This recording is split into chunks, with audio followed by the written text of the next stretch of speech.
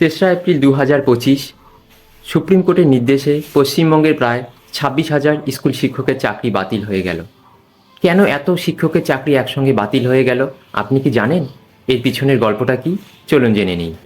2016 সালে এসএসসি পশ্চিমবঙ্গের সরকারি ও সরকারি সাহায্যপ্রাপ্ত স্কুলগুলিতে শিক্ষক নিয়োগের জন্য বিজ্ঞপ্তি প্রকাশ করেছিল।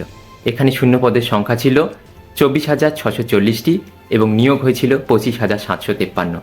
এই যে শূন্য পদের চেয়েও বেশি সংখ্যায় নিয়োগ হলো, এখান থেকেই সমস্যার সূত্রপাত ঘটে এবং ধীরে ধীরে অনেক অভিযোগ উঠতে শুরু করে এবং কেস গড়িয়ে চলে যায় হাইকোর্টে, হাইকোর্ট থেকে সুপ্রিম কোর্টে এবং শেষে প্রায় 26,000 শিক্ষকের চাকরি বাতিল হয়েছে।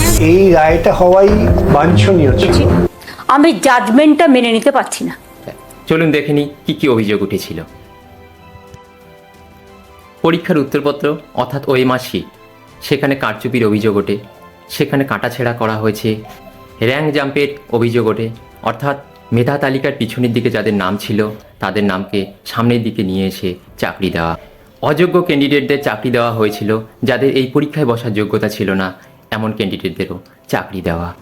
ইন্টারভিউয়ে প্রাপ্ত নম্বরের কারচুপির অভিযোগ ওঠে, অর্থাৎ ইন্টারভিউতে যে নাম্বার দেওয়া হয়েছিল সেই নাম্বারকে বাড়িয়ে দিয়ে মেধা তালিকার সামনের দিকে নিয়ে এসে চাকরি দেওয়া। এই ধরনের আরও অনেক অভিযোগ ওঠে।